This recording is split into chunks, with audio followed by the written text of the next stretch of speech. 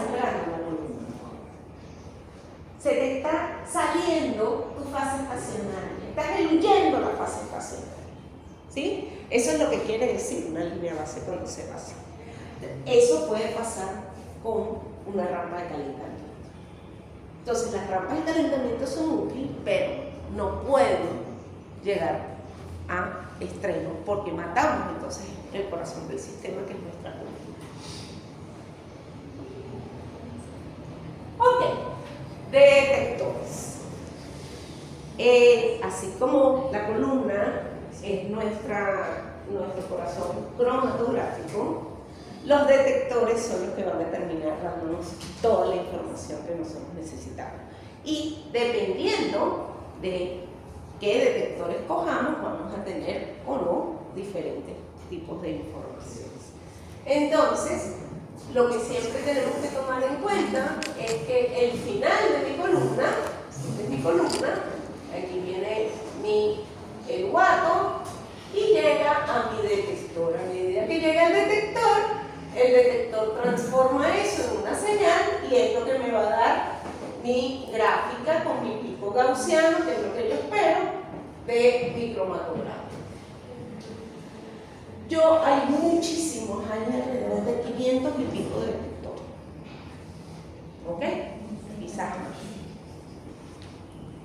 Pero los podemos dividir, gracias a Dios, en tres grandes clasificaciones. Dentro de lo que más usamos nosotros, químico, los farmacéuticos, la mayoría son detectores o de conductividad térmica. ¿Quién conduce temperatura?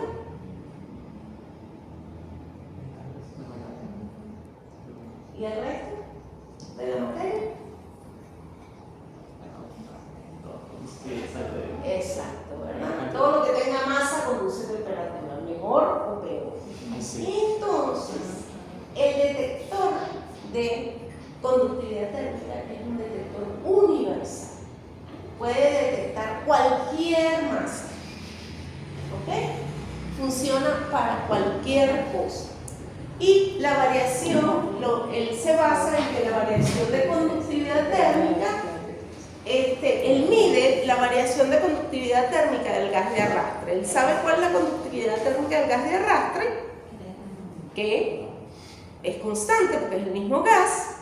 Cada vez que hay algo disuelto en ese gas de arrastre, esa conductividad térmica va a variar. Y eso es lo que él mide. ¿Sí? No me dice, mira, está saliendo algo. ¿Por qué? Porque me varió la conductividad térmica. Entonces eso se llama un detector universal. Universal porque se puede aplicar para cualquier cosa, porque todos tenemos masa. ¿Sí? Luego está el detector que se denomina detector por ionización a la llama. Ese es el detector de Guesquero. ¿Sí? Una llama no muy fuerte, pero implica que ese detector necesita un combustible. Es decir, va a necesitar una mezcla o un combustible, una mezcla de combustibles para que esa llama sea constante.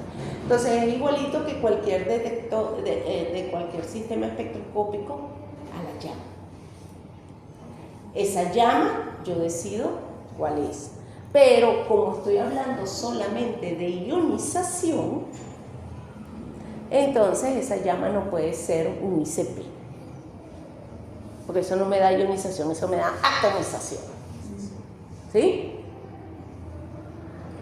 Entonces, tiene que ser una llama moderada.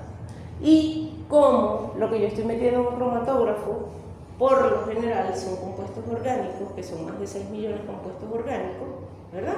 No todos los puedo meter en un cromatógrafo, pero sí hay una gran cantidad de ellos que pueden pasar por un cromatógrafo. Versus 160.000 inorgánicos, que solamente con un puñito de ellos puedo pasar por un cromatógrafo. Entonces, en realidad, lo que yo quiero es ionizar compuestos orgánicos. Y los compuestos orgánicos son relativamente fáciles de ionizar. no son como los metales que necesitan ya fuerte, ¿no? Estos son relativamente fáciles de ionizar, entonces esas llamas de un FID no son tan fuertes como yo tendría que usar para ionizar un metal o cosa, ¿ok? Entonces, ese FID, los iones generados, eso se basa en detectar los iones generados durante la combustión de los eluatos en una llama de hidrógeno y helio. ¿Ok? Entonces, resulta que aquel detector universal, como solamente me mide la variación de conductividad térmica del gas de arrastre, es no destructivo. Él no me destruye la muestra. Mientras que el FID, paso la muestra que está saliendo del micromatograma por un yesquero. Es decir, que la muestra ya dejó de existir, ¿sí? Entonces, para que sepamos que el detector de FID es un detector destructor, sí, es un detector destructor. El universal de TCD es no destructivo, es destructivo. Y luego hay otro tipo de detector que es muy importante, que se llama el detector de captura de electrones. Y ese detector lo que utiliza para determinar qué es lo que pasa por ese detector es la supresión de la corriente causada por la absorción de electrones por el eluato, y el eluato tiene que ser altamente electrofílico. ¿Cuál es la traducción de eso? Yo tengo una corriente en mi gas. Si pasa algo que es electrofílico es que se chupa los electrones, ¿verdad? ¿Qué lado de la tabla periódica es esa?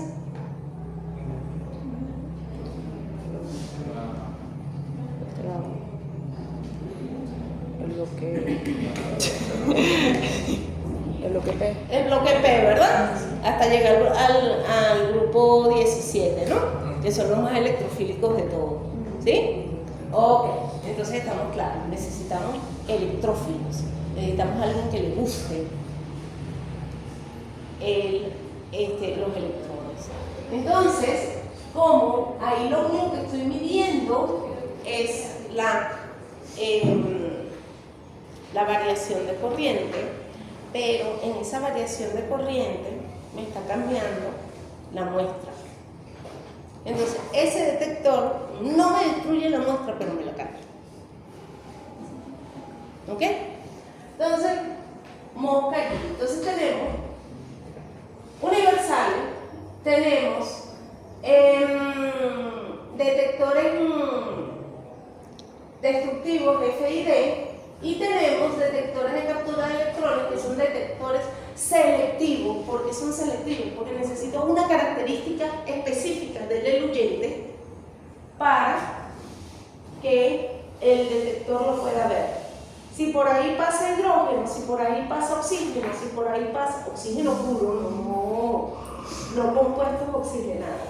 Si pasan compuestos oxigenados, el oxígeno es electrofílico, ¿sí? Pero si pasa oxígeno puro, no lo va a ver. Si pasa metano, no lo va a ver. Porque no tiene, el metano no es electrofílico, no tiene nadie que sea electrofílico, ¿sí? Entonces, en ese tipo de detector tú necesitas obligatoriamente una condición del analito, una característica que observe el detector de ese analito. El FID también, pero lo que pasa es que se considera universal porque son tantos los compuestos orgánicos que se ionizan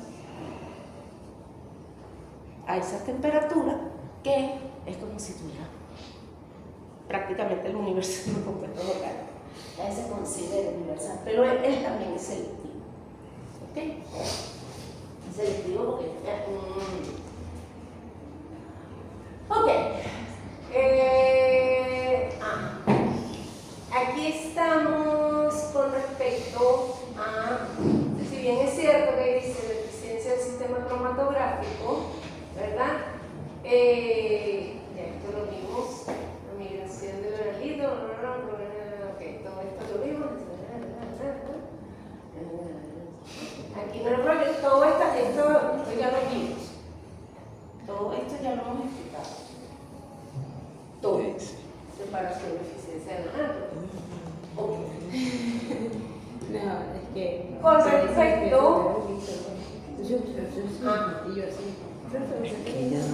Con respecto a nuestra eficiencia, también nosotros ya vimos cómo lo que nosotros suponemos que es el equilibrio que se establece en cada plato teórico, nosotros no vimos al principio de la teoría de esto, ¿sí? Eso lo voy a poder relacionar con la gaussiana que yo tengo, y esa gaussiana, definida como yo la tengo, de que mi W de la base es igual a 4 teta, ¿sí? ¿De acuerdo? Todo eso está en el chuletario de cada parcial, ¿verdad? Pero tengo que saber qué significa, ¿no? Entonces, yo puedo, con mi gaussiana, mi tiempo de reflexión y el ancho de banda, puedo determinar mi número de platos teóricos. Y si puedo determinar mi número de platos teóricos, entonces yo sé que cuando aumento el tiempo de retención, obviamente va a aumentar N. Si disminuyo el ancho de banda, también aumenta N. N que es el número de platos teóricos, ¿sí? Ajá. ¿Qué ocurre? Que yo no me puedo desperdiciar la vida aumentando el TR. Yo quiero que los TR sean cortos, ¿sí? Entonces, ahí tenemos que jugar siempre. Cuando yo quiero aumentar eficiencia, puedo hacer una de dos cosas. O sea, así como cuando les preguntaron cómo es el factor de conversión con respecto a la absorbancia, el factor de división con respecto a la absorbancia, directamente proporcional, no mucho. Aumenta el factor de dilución y aumenta la observación. No. Si yo diluyo mucho, la observación baja. Entonces, aquí tengo que jugar con eso. ¿Sí? Tengo que jugar con que yo no quiero unos tiempos de retención tan altos, pero quiero una eficiencia alta. Entonces, para disminuir ese ancho de banda, lo único que me toca es, ¿qué puedo hacer? Para disminuir el ancho de banda, según lo que hemos hablado todo la mañana de hoy. Aumentar la temperatura. ¿Qué hago con la temperatura? La aumento. La aumento, ¿verdad? Aumento la temperatura. Al aumentar la temperatura, disminuyo el tiempo de retención, pero también disminuyo el ancho de banda, pues estoy jalando mi eje X, ¿sí?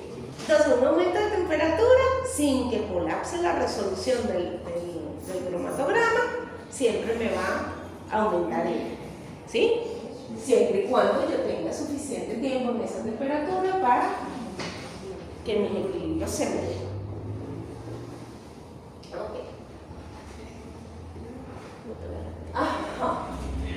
En cromatografía de gases tenemos alrededor de 60 detectores utilizados, de los cuales solamente 15 detectores vienen con los cromatógrafos convencionales comerciales.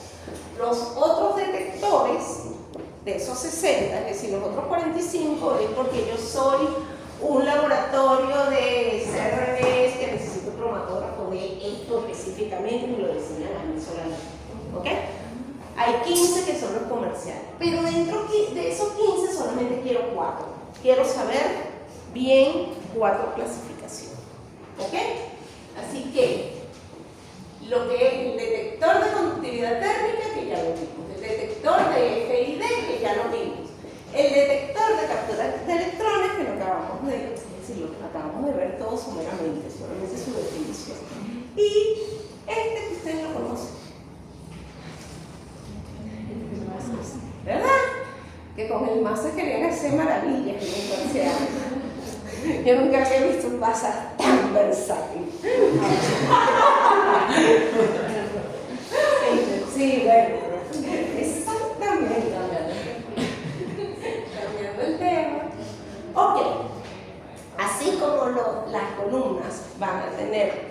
su factor de selectividad, los detectores tienen su sensibilidad. Las dos cosas se denotan con la letra S. ¿Ok? Entonces tienen que estar, y además ese es menor, tienen que estar muy pendientes de que cuando yo hablo de selectividad, ¿verdad? Estoy hablando de una columna. Cuán selectiva es la columna, el factor de selectividad, que es el alfa, ¿sí? Cuando yo hablo de la sensibilidad, estoy hablando de cuán sensible es un detector. ¿Qué significa cuán sensible es? La cantidad mínima que ese detector es capaz de detectar, valga la redundancia. ¿Sí?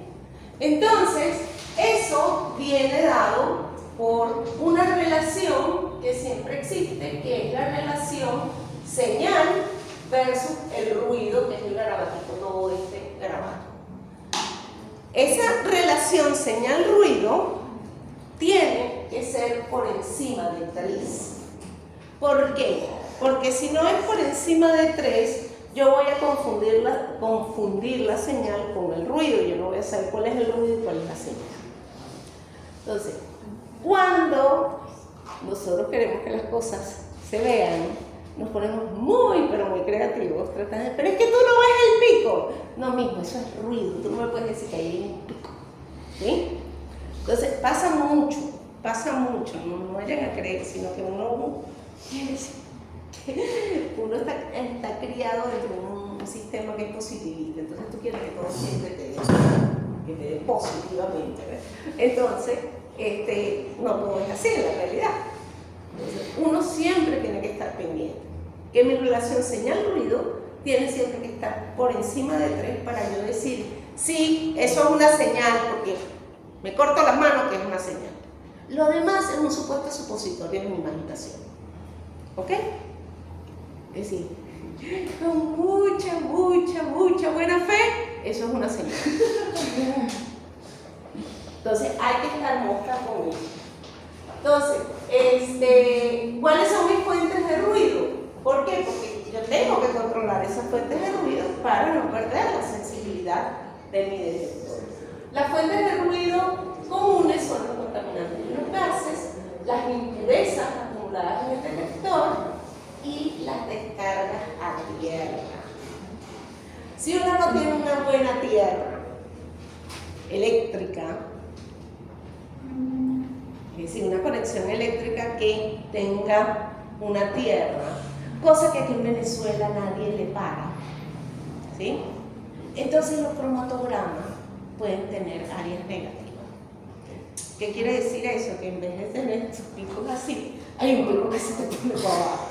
Sí. Y eso tiene que ver con la electrónica. ¿Ok? Y eso tiene que ver con la tierra. Si tú no tienes una buena tierra en tu edificio o en donde tú estás enchufando, entonces los equipos electrónicos están hechos para tener su tierra, no como nosotros, que la tierra le quebramos el palito porque no tenemos el enchufe con el palito redondo. ¿Sí? ¿Eso no es lo que hacemos? Porque nosotros somos así. Resolver. Sí, ¿no? En mi casa sí. Pero entonces, Había uno que pero las vainas están hechas por una causa. Yo me acuerdo ya en ciencia, no había tierra durante muchísimos años. Entonces cuando llegaron los equipos nuevos, que eran muy sensibles a la tierra, no había tierra. el edificio de química no tenía una buena tierra. Cuando llegaron en aquella época los equipos nuevos, que eran muy sensibles a la tierra, tuvieron que meter una vara de 5 metros de cobre dentro de la tierra y conectarla al sistema eléctrico para que todos los equipos que estaban conectando nuevos tuvieran su tierra. Porque es indispensable, pero por ahí drena el exceso. Porque ustedes creen que a nosotros se nos quema cada rato con las varas. ¿Por qué? Porque nosotros no tenemos una tierra donde drene el exceso de la corriente. Ese es nuestro gran problema. ¿Ah?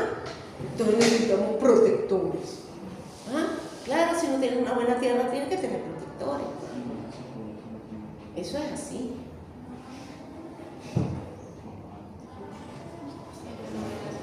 Todo me recuerda a física. Todavía nos queda una clase, ¿verdad? Dos clases me quedan. Una es grasa y las otras dos son de ejercicio. Ok, no lo digo por a ver si nos da chance de revisar el parcial antes de irnos. No hay mucho que revisar. Ajá. Son las 10:42. Termina esta hora y me reparto más. Ok, entonces, ahora estoy graficando otro gráfico que es muy importante con los Si no nos quiere dar detectores, cuenta, ya con me los lo detectores. para que la niña. Pero si Y no ese quiere que gráfico venga, es el de la señal con respecto al no me quiere que tiempo. venga el viernes. Yo necesito trabajar. Está haciendo planes para el viernes. Pensé que no había que venir 4 días para esta vaina. No es ley de Bill, Bueno, no, yo sí, pero no, bueno. se aplica la linealidad. ¿Por qué? Porque después ¿Cómo? Yo de esta parte lineal o parcialmente lineal, ¿Tu mamá está haciendo planes? fuera de lo que yo quiero. ¿Sí? Ya. Entonces, Pero van la en la velocidad de mañana. respuesta, que va a ser el tiempo de recorrido desde la Miren, ya entrada del volvieron. relito a la celda del detector y la generación de ¿Cómo la les fue? señal eléctrica, tiene que tardarse un tiempo tal que la señal llegue por lo menos a un 63,2 de la escala de deflexión del detector. Eso es simple y llanamente para yo estar seguro que ese detector detectó ese máximo de 63,2% de mi sistema en el tiempo, en el primer tiempo del sistema. Lo demás después es la variante de la gaussiana barata. ¿Sí? Ese tiempo se llama tiempo tau. Y la constante del tiempo del detector va a ser el tiempo del detector más el dispositivo de registro de la señal. Ese tiempo tau tiene que ser mayor a el ancho de la banda a la mitad de la altura del pico. ¿Ok? Eso es algo que uno saca del cromatograma. Si yo tengo mi ancho de banda, la mitad de la altura del ancho del pico, lo puedo ver en el cromatograma, lo puedo determinarlo, eso tiene que ser igual al tiempo, tiene que ser mucho mayor el tiempo tau que esa mitad del ancho de banda. ¿Ok? Si no ocurre esto, entonces el tiempo de retención medido va a ser mucho mayor que el tiempo de retención real. El ancho medido va a ser mayor que el tiempo del ancho real. Va a haber deformación del pico y va a haber una disminución del ruido por lo que se llama damping. Damping es supresión. Va a haber una supresión del ruido. ¿Okay?